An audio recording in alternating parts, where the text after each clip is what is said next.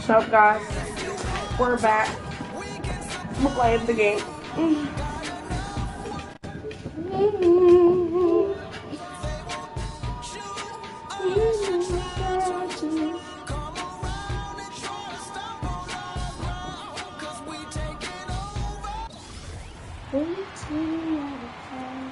For San Antonio, they've gone 3 of 7 from the field since we've gotten underway. And, you know, a huge moment for Kobe last season before the injury. I mean, he passed the great Michael Jordan on the all-time scoring list. On the court for San Antonio, they've got Anderson. Hood out there with Chris Paul. Then there's Batum, and it's Olynyk in at the 5 down low. Got him. Smack. Again, Curry missing.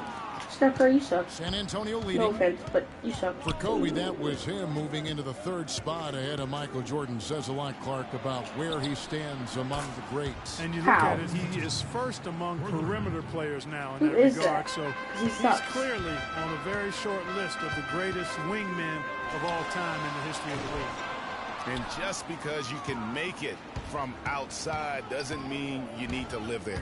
Not that far out anyway, Greg. I mean, he can work for a better shot. Here we go again. Good on the basket. That possession better not start a trend because they just handed him 2 points. If you look at Chris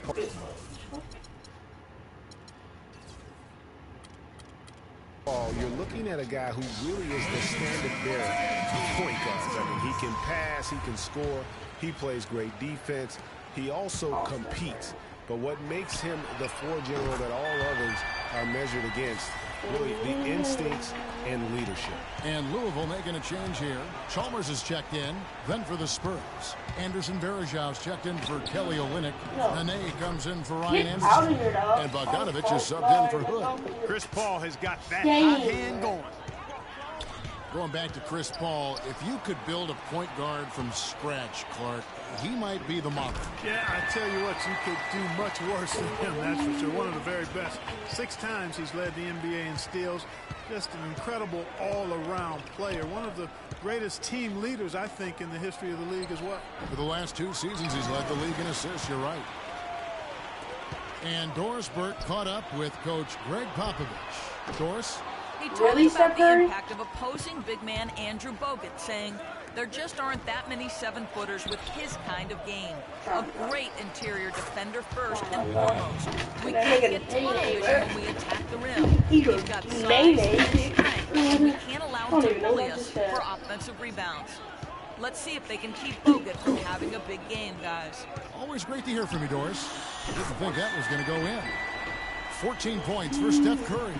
They're going back to the three-point shot over and over and over. And they may have found the Achilles heel of this defense. That was their 9th straight point from beyond the arc. Well, I think the defense got lucky right there. I mean, he's going to make a lot more of those than he misses when he's got that much room. That puts them in the lead. The lead changes hands once more. There has been no separation between these 2 teams. You know, it's made for one heck of an entertaining game. Even when it hasn't been the best basketball being played, it sure has been fun to watch. And San Antonio calls the first timeout of the game. A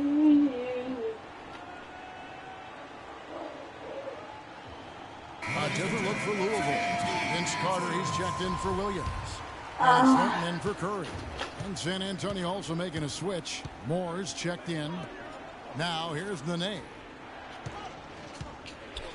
Kick out to Moore. Puts up a 3. The Spurs rebound.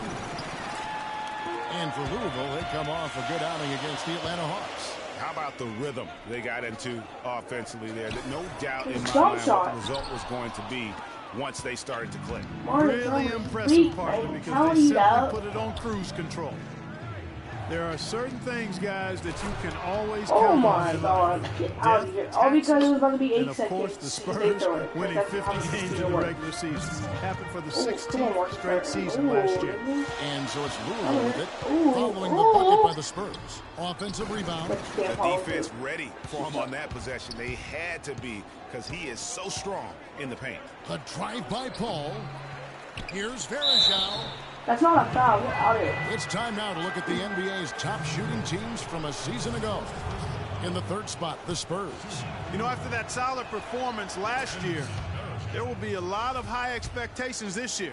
And nothing stays exactly the same for a team from year to year. There are a lot of dynamics involved, particularly shooting percentage. Anderson Varejao hits them both. And guys, last season was a painful one for Anderson Varejao. He had finally shaken the back injury that sidelined him the year before, signs the multi-year contract extension with the Cavs. Things were starting to look up, but only 3 weeks later, he tears the Achilles and was ruled out for the season. You talk about a tough break. Bogdanovich, no luck. And right from the start, Kevin, they've been pounding the glass. Most of those 50-50 Come on, balls also. let's get it, man. Well, I don't think there's any question about it. They came focused and ready to play. I mean, they're doing everything they can to put things in their favor. You earn that, and they're actually earning it well right now. Paul with the bucket. And adding insult to injury, certainly, Greg, as you were talking about, Varejao played well at the start of last season.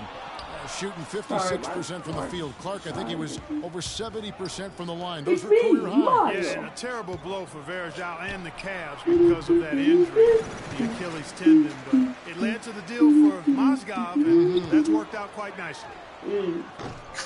And it's Carter missing. San Antonio's gone 2 of 5 from three-point land here in the first quarter. Chris Paul again. Chris Paul got 13 points. They have repeatedly probed inside in the first half, guys, and it's paid dividends. And with as many points as they've gotten in the paint, you know, they haven't had I was about to say, you better follow through. That's what I call a captivating move there. He absolutely incinerated the D with that one. Out to the wing.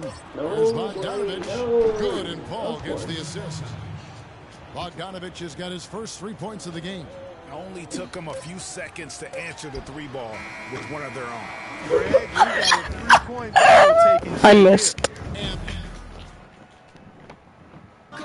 you talk to Chris Paul, and it's clear he was born to play the point guard position. Fortunately, I've always been vertically challenged.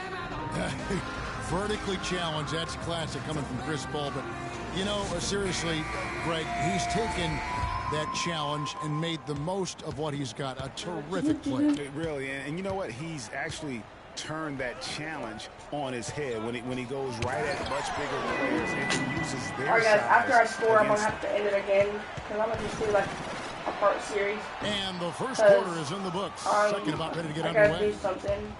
And a chance to catch up on some numbers here. The scoring breakdown for San Antonio. That mid-range shot has been I need to a practice weapon with this for team a them little up more. to this point, fellas.